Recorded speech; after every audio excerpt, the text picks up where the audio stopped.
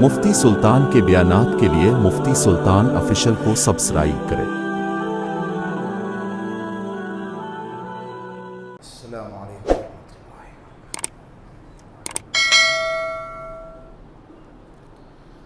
آج 16 پارے مکمل ہو گئے۔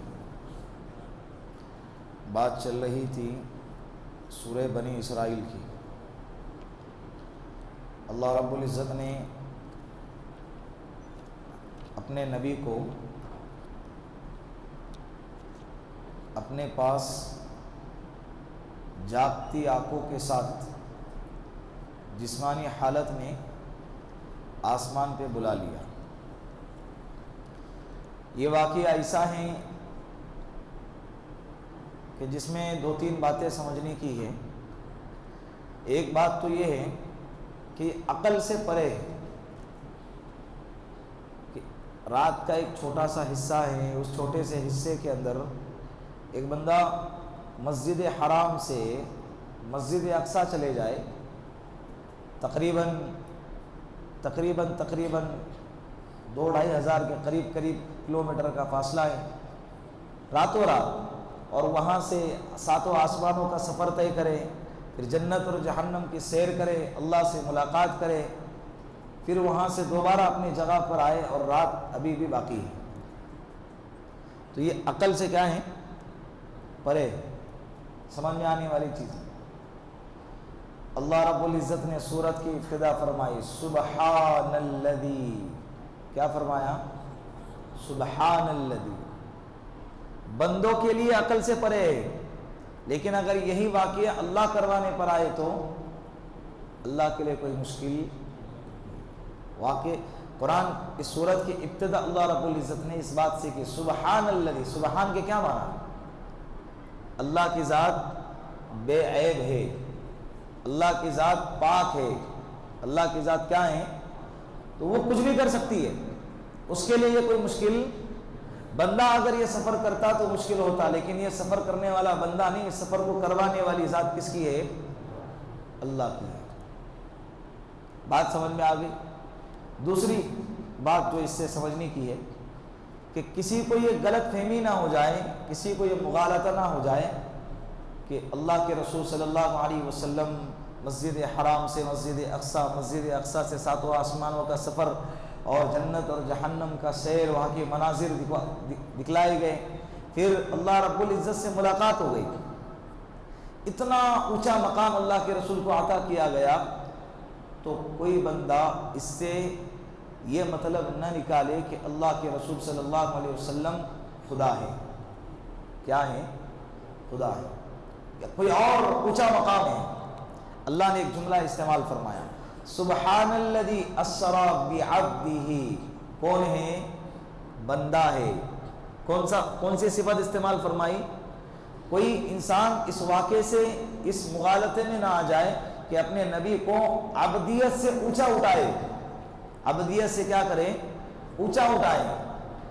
حالانکہ الحمدللہ ہم ایمان والے، ہم مسلمان اعتدال پسند ہے، نبی کا مرتبہ اپنی جگہ، اسی طرح خدا کا مرتبہ اپنی جگہ، خدا کو ہم خدا مانتے ہیں، ہم نبی کو خدا نہیں مانتے، نبی کو ہم نبی مانتے ہیں۔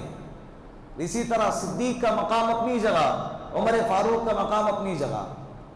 تو کوئی بندہ ایسے عظیم واقعے کو سامنے رکھ کر کے، بھائی انسان کے بس کی بات نہیں ہے، کوئی انسان کے بس کی بات نہیں ہے، تو کہیں ایسا نہ ہو کہ اس کو دیکھ کر، پڑھ کر، سن کر، سمجھ کر کوئی انسان اللہ کے رسول کو عبدیت کے مرتبے سے اونچا اٹھائے۔ قرآن نے کہا کہ میں نے راتوں رات ایک اپنے بندے کو، کون سی صفت بیان فرمائی؟ وہ بندہ ہی ہے، کتنے ہی اونچے مقام پر لے کر گیا، لیکن اس کے باوجود وہ کون ہے؟ وہ بندے ہی ہے۔ اس میں ایک اور چیز، اللہ کو اپنے حبیب کے لیے سب سے اعلیٰ صفت کا استعمال کرنا تھا، تو اللہ نے اپنے حبیب کے لیے عبدیت والی صفت کا استعمال فرمایا۔ یہ عبدیت، اللہ کی بندگی، اللہ کا بندہ ہونا، یہ صفت یہ سب سے اعلیٰ ہے، اس سے بڑی اور کوئی صفت نہیں ہے۔ وہ شاعر کہتا ہے نا، مقصد زندگی اللہ تعالیٰ کی بندگی، مقصد حیات اللہ تعالیٰ کی یاد. ہماری زندگی کا مقصد یہی ہے کہ ہم اللہ تعالیٰ کی کیا کریں؟ بندگی کریں، اللہ کی غلامی میں آ جائے. اللہ جب کہے کہ یہ میرا بندہ ہے، یہ بندے کے سب سے اعلیٰ ہونے کی علامت ہے. بندے کی کیا ہے؟ اسی طرح قرآن کریم میں ایک جگہ پہ ہے وَمَا خَلَقْتُ الْجِنَّ وَالْإِنسَ إِلَّا لِيَعْبُدُونَ. اللہ رب العزت نے جنات اور انسان کو اللہ کی بندگی کے لیے پیدا فرمایا ہے. کس کے لیے پیدا فرمایا؟ تو ہمارے نبی کے لیے اللہ رب العزت نے جس صفت کا، حالانکہ واقعہ بڑا عظیم، بڑا بہترین واقعہ ہے، بہت اعلیٰ واقعہ ہے، اتنا اونچا مقام ہمارے نبی کو دیا گیا کہ جو مقام آج تک ہمارے نبی سے پہلے کبھی کسی کو نہیں دیا گیا اور قیامت تک کبھی کسی کو نہیں دیا جائے گا. لیکن اس کے باوجود ہمارے نبی کو جس صفت سے پکارا گیا تو وہ صفت ہے عبدیت. اس سے پتہ چلا کہ اللہ کے نظر میں سب سے اعلیٰ اگر کوئی صفت ہے تو وہ ہے عبدیت کی صفت. تو ہم بھی اپنے آپ کو اللہ کے سامنے غلام اور بندہ بنانے کی کوشش کرنا چاہیے. اور غلام اور بندہ وہ ہوتا ہے جو اللہ کے تابع ہوتا ہے. کیا ہوتا ہے؟ حضرت جبرائیل علیہ السلام آئے اللہ کے رسول صلی اللہ علیہ وسلم اور فرمایا کہ نبی جی اللہ فرما رہے ہیں عبدن رسولا او ملکن رسولا. آپ کون سے نبی بننا چاہتے ہیں؟ عبدیت والے رسول بننا چاہتے ہیں یا بادشاہت والے رسول بننا چاہتے ہیں؟ اللہ کے رسول صلی اللہ علیہ وسلم نے حضرت جبرائیل علیہ السلام کی طرف دیکھا اور پوچھا اشارے سے کہ کیا چوائس کرنا چاہیے. حضرت جبرائیل علیہ السلام نے سر جھکا کر فرمایا کہ عبدیت کو پسند کرو، عبدیت کو اختیار کرو. پھر اللہ کے رسول صلی اللہ علیہ وسلم نے فرمایا کہ عبدن رسولا اشبع یوما شکرا واجوع یوما صبرا. میں تو عبدیت والی نبوت چاہتا ہوں، عبدیت والی رسالت چاہتا ہوں. بھوکا رہوں گا، صبر کروں گا، پیٹ بھروں گا تو کیا کروں گا؟ شکر کروں گا. تو اللہ رب العزت سے دعا ہے کہ اللہ ہمیں بھی اپنا خاص بندہ بنائے. جو بندگی والے کام نہیں کرتا وہ باغی ہوتے ہیں. کون ہوتے ہیں؟ باغی ہوتے ہیں. اسی طرح میں نے کل ذکر کیا تھا کہ سورۃ الکہف، یہ کل تلاوت کی گئی سورۃ الکہف. سورۃ الکہف کے بہت سارے فضائل ہیں. میں وقتاً فوقتاً اس کے فضائل آپ کے سامنے بیان کر چکا ہوں. یہودیوں نے مشرکین کو یہ کہہ کر مکۃ المکرمہ میں بھیجا کہ جاؤ جو نبی نبوت کا دعویٰ کر رہے ہیں نا ان سے جا کر 3 سوال کرو. ایک سوال روح کے بارے میں، روح کیا چیز ہے. دوسرا سوال اصحاب کہف کے بارے میں کہ وہ کیا واقعہ ہے، غار والوں کا کیا واقعہ ہے. کہف کے معنی غار، اسی نام سے سورت کا نام رکھا گیا ہے. اور تیسرا سوال پوچھو ذوالقرنین کے بارے میں کہ وہ بادشاہ کا کیا قصہ ہے. یہ 3 سوال مشرکین کو یہودیوں نے پٹی پڑھائی اور کہا کہ جا کر اپنے نبی سے جو نبوت کا دعویٰ کر رہے ہیں ان سے جا کر پوچھو. تو لہٰذا اللہ کے رسول صلی اللہ علیہ وسلم کو جب یہ سوال کیا گیا تو اللہ کے رسول صلی اللہ علیہ وسلم نے فرمایا کہ میں اس کا جواب کل دوں گا. کیا فرمایا؟ لیکن انشاءاللہ نہیں کہا. پھر کل آیا لیکن وحی ہمارے نبی دل سے تو کچھ نہیں کہتے تھے نا، جو کچھ بھی ہوتا تھا اللہ کی طرف سے ہوتا تھا. بسم اللہ الرحمن الرحیم والنجم اذا ہوا ما ضل صاحبكم وما غوا وما ينطق عن الهوى ان هو الا وحی یوحى. یہ جو بھی بولتا ہے وحی کے ذریعے سے بولتا ہے، اس کے زبان پہ اللہ بولتے ہیں. اس کا ترجمہ امام راضی نے کیا فرمایا ہے کہ ہمارے نبی کے زبان پہ کون بولتے ہیں؟ اللہ بولتے ہیں. تو لہذا آپ صلی اللہ علیہ وسلم نے فرمایا میں کل بتاؤں گا. کل آیا لیکن وحی نہیں آئی ہے. دیکھیں نا دوسرے پارے کی ابتدا میں تحویل قبلے کا مسئلہ ہے، قبلے کی تبدیلی کا. مدینہ المنورہ میں جانے کے بعد اللہ کے رسول صلی اللہ علیہ وسلم 16 یا 17 مہینے تک مسجد اقصیٰ کی طرف رک کر کے نماز پڑھتے تھے. کس کی طرف؟ لیکن یہ 16 یا 17 مہینے تک اللہ کے رسول کی دلی چاہت یہ ہوا کرتی تھی کہ کاش مسلمانوں کا قبلہ کیا بن جائے؟ کعبۃ اللہ ہو جائے، لیکن اللہ کی طرف سے اجازت نہیں تھی، اللہ کا حکم نہیں آیا تھا۔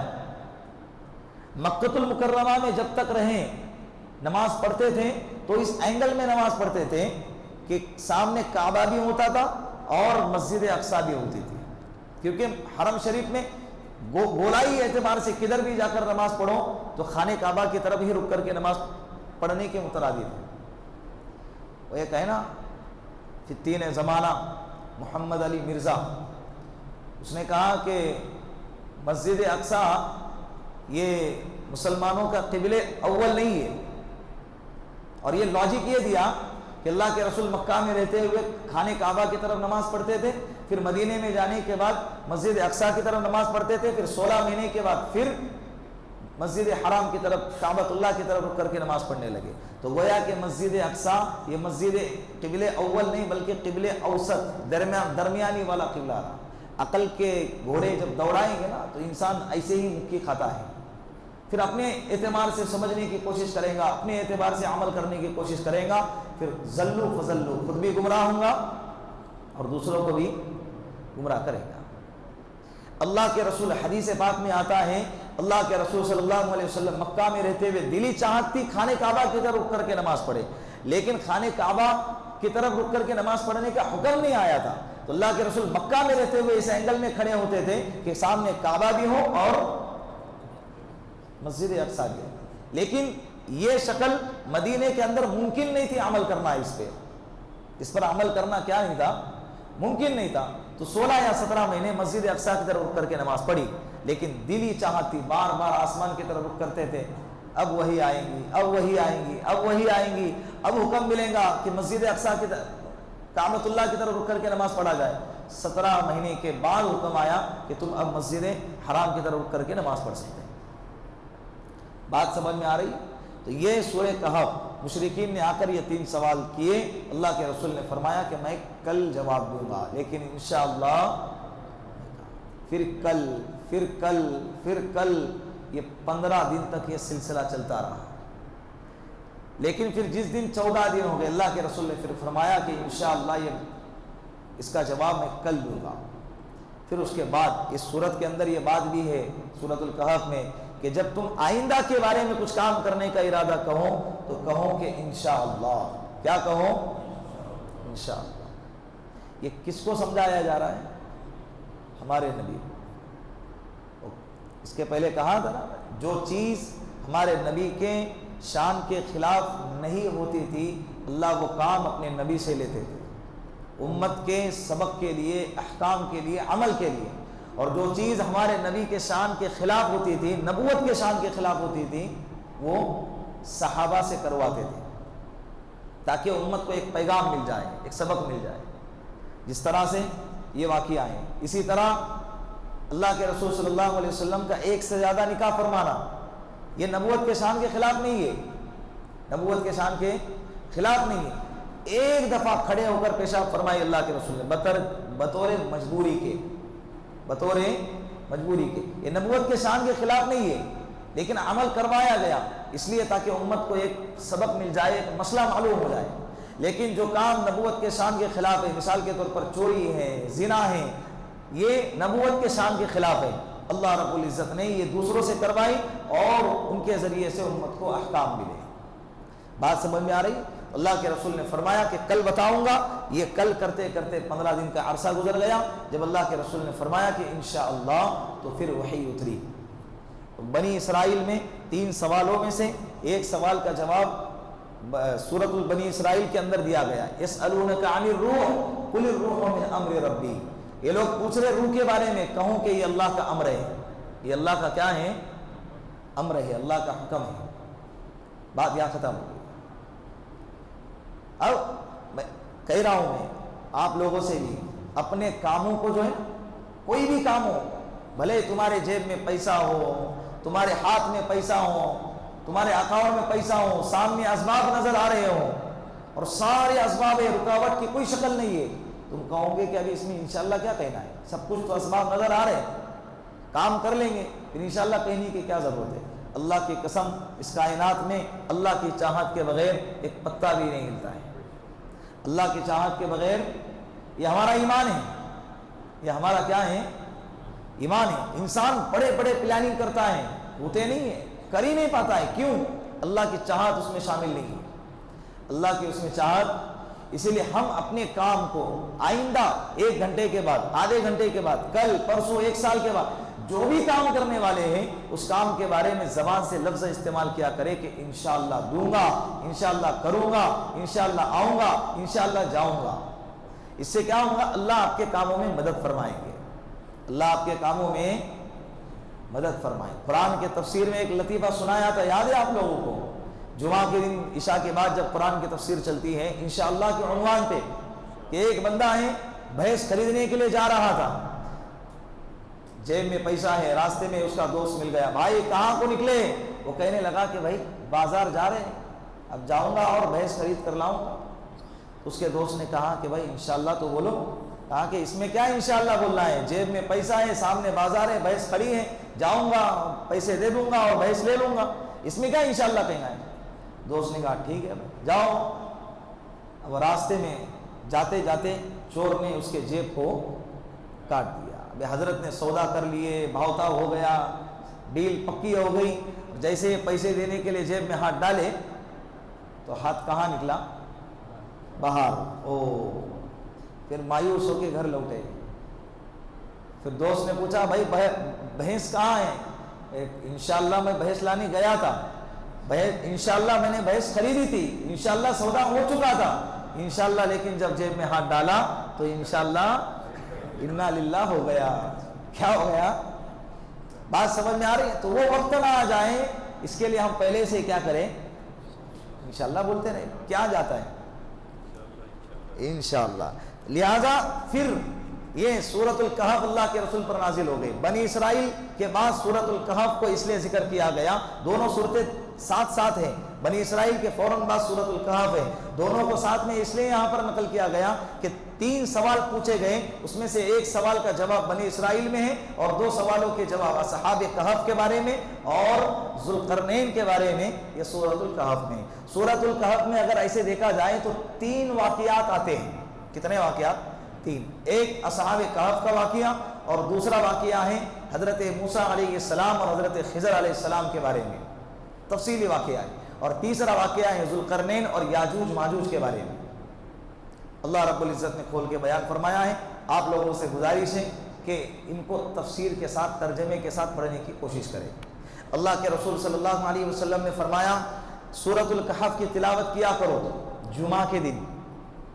دیکھیں میں جو سورت آپ کے سامنے آ رہی ہے اس کی فضیلت بیان کر رہا ہوں۔ سورہ نحل پڑھوں گے تو اللہ رب العزت ان نعمتوں کا حساب نہیں لیں گے جو تم کو عطا فرمائی ہے۔ سورہ توبہ اور سورہ برات اور سورہ انفال اگر پڑھو گے تو اللہ رب العزت، اللہ کے رسول نے فرمایا کل قیامت کے دن میں اپنی ذمہ داری سے گواہی دوں گا کہ یہ بندہ منافق نہیں تھا۔ یاد ہے یہ فضیلت سنایا تھا میں نے؟ تو یہ فضیلت وقتاً فوقتاً آپ کو سنا رہا ہوں، کیوں؟ اس لیے تاکہ آپ اس کو کیا کریں؟ عمل کرے، پڑھے۔ اللہ کے رسول نے فرمایا جو بندہ ہر جمعہ کو سورہ کہف کی تلاوت کرے گا اللہ رب العزت اس کو بڑے بڑے فتنوں سے محفوظ کریں گے۔ اگر اس کے زمانے میں دجال بھی اگر آ جائے تو اللہ اس کے فتنے سے بھی اس کی کیا کریں گے؟ حفاظت کریں گے۔ کب پڑھنا ہے؟ آج کون سا دن ہے؟ جمعہ لگ گیا، مغرب کے بعد سے کیا لگ گیا؟ یہ جمعہ کی شب ہے۔ اب مغرب سے لے کر کل کی مغرب تک وقت ہے، آپ سورہ کہف پڑھنے کی کوشش کریں۔ پڑھیں گے نا انشاءاللہ؟ فتنوں کا دور ہے، بڑے تیزی کے ساتھ فتنے متوجہ ہو رہے۔ صبح ہو گئی ایک نیا فتنہ ہمارے سامنے استقبال لیے کھڑا ہے، ایسے فتنے کہ ہم تصور بھی نہیں کر سکتے اور ہم ان کا مقابلہ نہیں کر سکتے۔ تو اللہ کے رسول صلی اللہ علیہ وسلم نے جو فرمایا ہے اس پر عمل کرو، انشاءاللہ اللہ ہمیں ان فتنوں سے بچائیں گے۔ کریں گے نا انشاءاللہ؟ ہاں، اب رہی اس میں مختصر سا سورہ کہف کے عنوان پہ اصحاب کہف کا خلاصہ بیان کرتا ہوں۔ حضرت موسیٰ علیہ السلام، حضرت خضر علیہ السلام اور ذوالقرنین اور یاجوج ماجوج کا قصہ خود پڑھ لینا، کیونکہ ہر سورت کے اندر کچھ نہ کچھ واقعات آپ کو نظر آئیں گے۔ ان واقعات کو اگر بیان کرتے جائیں گے تو پارے آگے جائیں گے اور ہماری تفسیر پیچھے چلتی جائیں گے۔ اصحاب کہف، یہ کہف غار کو کہتے ہیں، کس کو کہتے ہیں؟ بنی اسرائیل میں حضرت عیسیٰ علیہ السلام کی امت میں 7 نوجوان تھے، الگ الگ خاندان کے تھے، جترا بھری ہوئی تھی، جترا، مختصر کر رہا واقعے کو، میلہ لگا ہوا تھا، میلے کے اندر بت پرستی ہو رہی تھی، اور وہ زمانہ تھا دقیانوسی بادشاہ کا۔ کون سا بادشاہ؟ دقیانوسی بادشاہ کا زمانہ تھا۔ ایلا اور فلسطین کے درمیان یہ غار پڑتی ہے، ایلا اور فلسطین کے درمیان، یہ کہف والی غار جس کو کہتے ہیں، جس میں واقعہ جو رونما ہوا ہے، تو اس زمانے کے اندر میلہ لگا ہوا تھا جس کے اندر بت پرستی ہو رہی تھی۔ ایک نوجوان نے جب دیکھا یہ تو بتوں کی پوجا ہو رہی ہے، کٹ کے آیا اور درخت کے نیچے آ کر بیٹھ گیا۔ اسی طرح دوسرے خاندان کے ایک نوجوان نے دیکھا بت پرستی ہو رہی ہے، اللہ نے اس کے دل میں بات ڈالی یہ غلط ہو رہا ہے، وہ بھی آیا اور درخت کے بازو میں آ کر بیٹھ گیا۔ اسی طرح ایک ایک کر کے 7 نوجوان آئے۔ جو پہلا آیا تھا اس نے پوچھا کہ بھائی تم سچ سچ بتاؤ تم سب یہاں پر کیوں آئے ہیں؟ سب لوگوں نے ایک ہی طرح کا جواب دیا کہ بھائی ہم اس لیے آئے ہیں کہ یہ لوگ اللہ کے ساتھ کسی اور کو شریک کر رہے ہیں، بت پرستی ہو رہی ہے اور ہمیں یہ پسند نہیں ہے، ہم صرف اللہ کی پوجا کرتے ہیں، اللہ کی عبادت کرتے ہیں۔ اللہ رب العزت نے سب لوگوں کے دلوں میں محبت ڈال دی۔ کیا ڈال دی؟ محبت ڈال دی، ایک دوسرے کے لیے ہمدردی آ گئی۔ اب یہ 7 لوگ ایمان والے اپنی ایمان کی حفاظت کر رہے ہیں، لیکن اس کا چرچا یہودیوں نے دقیانوسی بادشاہ کو کر دیا۔ وہ ظالم بادشاہ تھا، اس کے کان بھر کے ان کے خلاف ورگلایا۔ اب ان کے خلاف وارنٹ جاری کیا گیا کہ ان کو پکڑا جائے، ان کو قتل کر دیا جائے۔ اب یہ اپنے ایمان کی حفاظت کرنے کے لیے ان کو بلایا گیا۔ سب سے پہلے تو دربار میں بلایا گیا، دربار میں بات چیت کی گئی، ان سے پوچھا گیا کہ بھائی وَرَبَطْنَا عَلَىٰ قُلُوبِهِمْ، یہ لفظ استعمال کیا ہے قرآن کریم نے کہ اللہ فرماتے ہیں کہ ہم نے ان کے دلوں کو تھامے رکھا۔ بادشاہ کے دربار میں بھی جب بادشاہ نے ان سے پوچھا کہ بتاؤ تمہارا دین کیا ہے، کون سا ہے، تو ان لوگوں نے کہا کہ ہمارا دین تو وہی ہے جو ہمارے نبی حضرت عیسیٰ علیہ السلام نے ہم کو بتلا کر گئے، ہم اللہ کے علاوہ کسی کی پرستش نہیں کرتے۔ نوجوانوں کو بھی چاہیے، ایسے فتنے، ایسے چیلنجز روز مرہ تمہارے سامنے آتے ہیں، کبھی بسوں میں، کبھی ٹرینوں میں، کبھی کالج میں، کبھی اسکولوں میں، کبھی بازاروں کے اندر، کبھی مالوں کے اندر، ایسے حالات سامنے آتے ہیں۔ بات جب ایمان کی آئیں گی تو رتی برابر بھی اپنی جگہ سے ٹس سے مس نہیں ہونا، جان جائے چلے گا، لیکن اللہ کے نام پر کبھی کسی کو شریک بولو نہیں کرنا، ڈٹ کر جواب دینا کہ بھائی اللہ اکبر، اللہ سب سے بڑا ہے، اللہ کے سوا کوئی معبود نہیں، محمد اللہ کے رسول ہے، چاہے سامنے والا کتنا ہی دباؤ ڈالے، ایمان کی حفاظت کرنا یہ ہماری اولین ذمہ داری ہے۔ بات سمجھ میں آ رہی ہے؟ ان نوجوانوں نے یہ جملہ استعمال فرمایا تو بادشاہ نے ان کو 1 رات کی مہلت دے دی، میں تمہیں 1 رات کی مہلت دیتا ہوں، کل صبح تک مجھے جواب دینا ورنہ تمہیں قتل کر دیا جائے گا۔ یہ 1 رات کی مہلت کا ملنا یہ ان کے لیے بہت بڑی نعمت تھی۔ اپنے ایمان کو بچانے کے لیے وہاں سے نکلے، ساتھ میں ایک کتا بھی آ گیا، ساتھ یہ لوگ 8واں ان کا کتا تھا۔ غار میں چلے گئے، غار میں گئے، اللہ سے دعا کر رہے اللہ ہماری حفاظت فرما۔ جب غار میں چلے گئے اللہ سے دعا فرمائی اللہ ہماری حفاظت فرما، اللہ رب العزت نے ایسی زبردست ان کی حفاظت فرمائی کہ وہ سو گئے۔ سوئے، قرآن نے لفظ استعمال کیا ہے کہ وہ 309 سال تک سوتے رہے۔ کتنے سال؟ 309 سال تک سوتے رہے۔ یہ 309 سال میں کتنی پیڑھیاں بدلی ہوں گی؟ کم سے کم 4-5 تو بدلی ہوں گی نا، باپ دادا، پھر دادا کا پوتا، پوتے کا پوتا، پوتے کا پوتا۔ وہ بادشاہ تو کہاں دفن ہو گیا ہوگا پتہ نہیں، اور اس کو ان کو تلاش کر رہے، بادشاہ نے پورا عملہ لگا دیا ان کو تلاش کرنے میں، لیکن اچانک غائب ہونے کی وجہ سے بادشاہ بھی حیران ہو گیا، بھائی کہاں ہے؟ غار ملا ان کو، ان کے عملے کو، ان کے کارندے کو غار نہیں ملا، لیکن جب اس غار میں جانے کی کوشش کرتے ایک آگ اور ایک چنگاری آتی ہے، ایک روشنی آتی ہے جس کی وجہ سے لوگ پیچھے دھکیل دیے جاتے، تو کوئی وہاں پر جانے کی کوشش نہیں کرتا تھا۔ پھر وہ بادشاہ نے کیا کیا، ایک تختی لی اور اس تختی پر ان 7 لوگوں کے نام لکھ کے، نوجوانوں کے، اور وہ تختی پر نام لکھ کے اس تختی کو اپنے خزانے کے اندر جمع کرا دیا۔ اسی لیے اس کے اندر ایک لفظ آئے گا الرقیم۔ کیا لفظ آئے گا؟ الرقیم، تختی والے۔ بادشاہ چلا گیا، پھر دوسرا بادشاہ آیا، وہ چلا گیا، تیسرا بادشاہ آیا، وہ چلا گیا، چوتھا بادشاہ آیا، 309 سال ہو گئے۔ اللہ رب العزت نے جب چاہا اللہ کو منظور جس وقت تھا اس وقت اللہ نے ان کی آنکھوں کو کھول دیا، ان کا جسم صحیح سلامت رہا، انہیں بھوک نہ لگی، انہیں پیاس نہ لگی، انہیں استنجا نہ آئی، انہیں قضائے حاجت نہ ہوئی، اور اللہ رب العزت نے ان کو میٹھی نیند 309 سال تک سلائے رکھا۔ اٹھنے کے بعد اب 309 سال سوئے رہے، بھوک نہیں لگی، جیسے ہی آنکھ کھلی اب کیا ہو گئے؟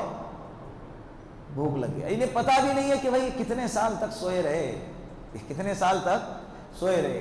اب جیسے ہی اٹھے بھوک لگی، اب سب لوگ کہہ رہے بھائی مجھے بھی بھوک لگی، تجھے بھی بھوک لگی، کھانے کے لیے کچھ تو لاؤ۔ آپس میں مشورہ ہو رہا ہے، کھانے کے لیے لانے جائیں گے، بادشاہ کے کارندے ہمارا پیچھا کر رہے، وہ ہمیں کیا کر لیں گے؟ پکڑ لیں گے۔ اب وہ کہاں ہیں بادشاہ کے کارندے؟ بولو، ان کے اوپر کتنے نسلیں چلے گئے انہیں خبر ہی نہیں ہے۔ کہا کہ پھر ایک کام کرتے ہیں، پیسہ ہے کسی کے پاس؟ چیک کیا تو ایک نوجوان کے پاس پیسہ نکلا۔ کہا کہ ایک کام کرو، تم جاؤ باہر، اور باہر جانے کے بعد منہ چھپا کے جانا، اپنی علامتیں چھپائے رکھنا، اور جا کر سب لوگوں کے لیے کھانا لے کر آنا۔ یہ نوجوان گیا۔ یہ کرنسی 309 سال پہلے کی کرنسی ہے، یا ہماری 7 سال میں نوٹ بندی ہو جاتی ہے، تو 309 سال کے اندر کتنی کرنسیاں بدلے ہوں گے، کتنے سکے بدلے ہوں گے۔ جب وہ کرنسی لے کر گئے مارکیٹ میں، تو یہ پرانے سکے تھے نا، پہلے اس کی بڑی اہمیت ہوا کرتی ہے، خزانوں میں شمار ہوتے تھے پرانے سکے۔ تو جب وہ دیکھا تو وہ بندہ حیران ہو گیا، اس بندے نے اس واقعے کا چرچا کیا۔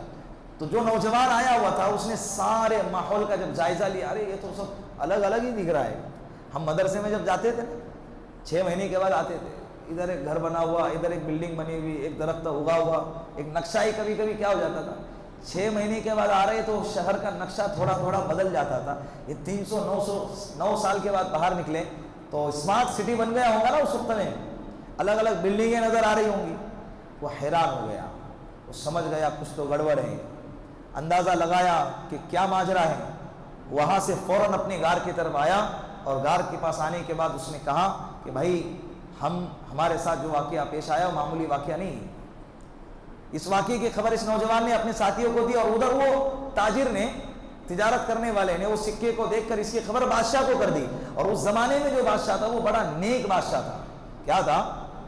اس نے جب دیکھا اس سکوں کو کہ کون سے سن کے سکے ہیں، تو اس نے فوراً تجوری کھولی، خزانہ کھولا، اور وہ تختی نکالی، اور تختی کو نکال کر ان کے نام کو پڑھا، فوراً ان کی تلاش میں چلا گیا۔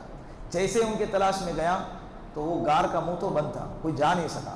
لیکن جب یہ نوجوان اندر اپنے ساتھیوں کو اطلاع دینے کے لیے گیا تو سب ساتھیوں کو جب پتہ چلا کہ ہمارے ساتھ کیا واقعہ پیش آیا، ہم کتنے سال سوئے رہے، تو اس کے بعد اللہ رب العزت نے ان کو موت عطا فرمائی۔ اس وقت ان کا کیا ہو گیا، اور آج تک وہ غار ہی کے اندر ہیں۔ بہت سارے لوگوں نے وہاں پر جانے کی کوشش کی ہے۔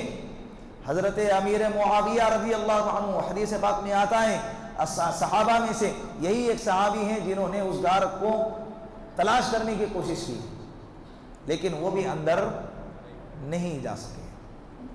جانا بھی کیوں ہے؟ سب سے پہلی بات، اللہ نے جب اس کو چھپا دیا ہے تو کوئی اس کو دیکھ نہیں سکتا۔ اس آیت کو، اس واقعے کو بیان کرنے کے بعد جو ہے نا، اللہ اپنے قدرت کا اظہار فرما رہے ہیں، بندوں سے کہہ رہے ہیں یہ 309 سال تک سلائے رکھنا۔ جس میں دو باتیں ہیں۔ ایک بات تو یہ ہے کہ جس زمانے میں یہ جاگے نا، جس زمانے میں یہ جاگے، اس زمانے کے اندر ایک مسئلہ چل رہا تھا کہ مرنے کے بعد دوبارہ اٹھائے جانے کے بارے میں۔ بادشاہ بھی کشمکش میں تھا، لوگ بھی، یہ مسئلہ اٹھ رہا تھا کہ بھائی دوبارہ مرنے کے بعد کیسے اٹھیں گے۔ جب یہ 309 سال کے بعد جاگے اور ان کا چرچا پورے شہر میں ہونے لگا، تو سب لوگوں کے زبان پہ ایک وقت آیا کہ بھائی جو اللہ 309 سال کے بعد سلانے کے بعد اٹھا سکتے ہیں، تو وہ اللہ موت دینے کے بعد دوبارہ زندہ کر سکتے ہیں۔ ایک بات تو اس واقعے کی حکمت یہ ہے۔ دوسری وجہ اللہ یہ بیان فرما رہے ہیں کہ 309 سال تک ایک کو سلا کر زندہ کر دوبارہ اٹھانا، یہ تو بہت معمولی چیز ہیں۔ قدرت کے اظہار کے لیے، عبرت کے لیے، تم لوگوں کے لیے جو ہے نا، آسمانوں میں چمکتے ستارے دیکھو، یہ چاند دیکھو، یہ سورج دیکھو، یہ اپنے وقت پر نکلتے ہیں، اپنے وقت پر ڈوب جاتے ہیں، یہ اس سے بڑی نشانی ہے۔ انسان یہ شوق ہو جاتا ہے 309 سال کیسے سوئے بھائی، یا 10 سال سوتے ہیں تو ہمارا چہرہ سج جاتا ہے، 10 گھنٹے سوتے ہیں تو ہمارا چہرہ سج جاتا ہے، اور ایسا ہوتا ہے ویسا ہوتا ہے۔ وہ 309 سال تک کیسے سوئے؟ سلانے والی ذات اللہ کی ہے۔ اللہ کہہ رہی یہ بہت معمولی چیز ہے۔ یہ کیا چیز ہے؟ بہت معمولی چیز ہے۔ اس سے بڑی عبرت کی چیز تو یہی کہ تم آسمانوں میں روزانہ دیکھو، وہاں پر ستارے چمک رہے، آسمانوں میں دیکھو چاند نکلتا ہے وقت پر، ڈوبتا ہے وقت پر۔ کبھی ایسا ہوا صبح ہو گئی چلا سورج ہی نکلا نہیں ہے؟ کبھی ہوا ہے اللہ کے نظام میں کبھی گڑبڑی آئی ہے؟ یہ کون نکالتا ہے؟ سائنسدان نکالتے ہیں، بزنس مین نکالتے ہیں، یا پولیٹیشین نکالتے ہیں؟ اسے کون نکالتا ہے؟ بولو، نہیں آ رہی آواز؟ کون نکالتا ہے؟ اللہ نکالتے ہیں۔ اللہ بھی زور سے بولو، اتنے پیار سے بولو کہ دل میں مزہ آ جائے، زبان پہ مٹاس آ جائے۔ کیا آ جائے؟ شاعر کہتا ہے وہ گل ہی کیا جس گل میں بو نہ ہو، وہ گل ہی کیا جس گل میں بو نہ ہو، اے اللہ وہ دل ہی کیا جس دل میں تو نہ ہو۔ جس دل میں اللہ ہوتے ہیں اس کے زبان سے اللہ کیسے نکل لے؟ بولو، یہ سب نظام چلانے والی ذات کس کی ہے؟ اللہ کی ہے۔ اللہ رب العزت ہمیں قرآن کو پڑھنے کی اور اس کو سمجھنے کی اللہ توفیق عطا فرمائے، اور اس پر عمل کرنے کی توفیق عطا فرمائے۔ وآخر دعوانا ان الحمد للہ رب العالمین۔